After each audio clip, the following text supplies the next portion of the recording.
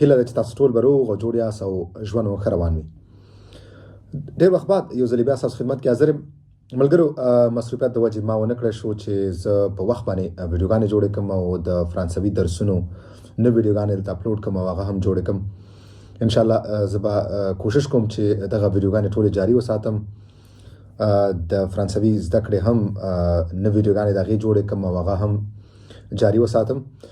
ملګرو نن غواړم په ډېره یو مهمه موضوع تاسو سره یو څو خبرې وکړم.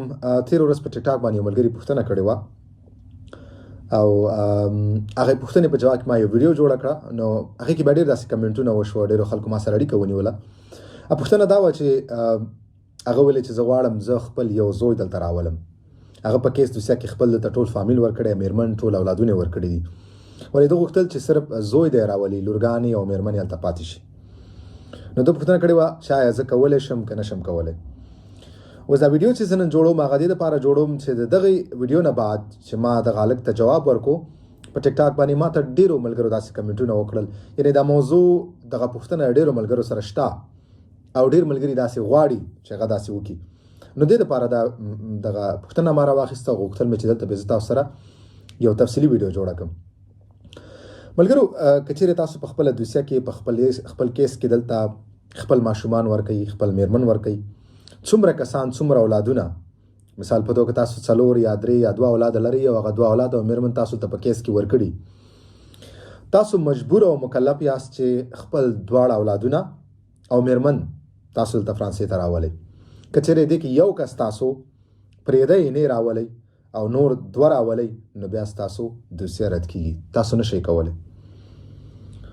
ځکه دا قانون داسې نه دی. تاسو نه دا پوښتنه کېږي چې دغه یو کس چې کوم ستاسو په کیس کې دی، ستاسو لور یا ستاسو زوی یا ستاسو مېرمن، هغه ولې نه راځي او چیرې ده. یعنې داسې امکان نه لري. تاسو مجبور یاست چې تاسو خپل مېرمن او خپل اولادونو ته راولئ. داسې ډېر افغانان دلته شته، یعنې دغه کمنټونو نه ماته داسې معلومه شوه چې بعضې ملګري غواړي چې مېرمن رانولي، بعضې ملګري غواړي چې لورګانې رانولي، بعضې ملګري غواړي چې زوی رانولي. یعنې دا زما لپاره ډېره جالبه او ډېره د حیرانتیا خبره وه. ولې قانون دا دی که چیرې تاسو خپل اولادونه راولئ نو تاسو به ټول راولئ، څومره چې تاسو په کیس کې ورکړي دي، څومره چې تاسو په دوسیه کې دي. که تاسو 2 اولادونه او ستاسو مېرمن تاسو 2 اولادونه او مېرمن په دوسیه کې ورکړي، نو که چیرې تاسو دې نه یو کس راولئ، 2 نه راولئ یا 2 راولئ یو نه راولئ، ستاسو دوسیه نامکمله ده. او هر کله چې تاسو خپله دوسیه جمع کوئ سفارت کې ویزه دپاره چې ستاسو دغه یو کس یا 2 کسان چې کم تاسو غواړئ هغه راولئ، نو ستاسو دوسیه رد کېږي. داسې امکان نه لري. باید تاسو ټول راولئ. او دا ښه خبره هم ده. ښه خبره څه چې دا ژوند د ټولو اولادونو د مېرمن نه نامکمله دی.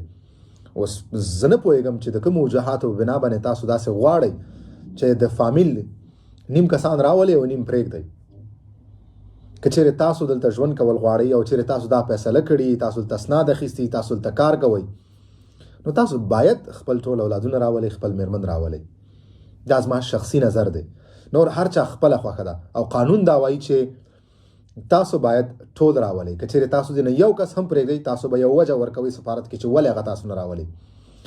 او دا وجې د منلو وړ نه دي. که چیرې تاسو ورته وایئ چې زما لور یا زما زوی یا زما مېرمن نه غواړي چې هغه دلته راشي دلته ژوند وکړي، دا امکان نه لري.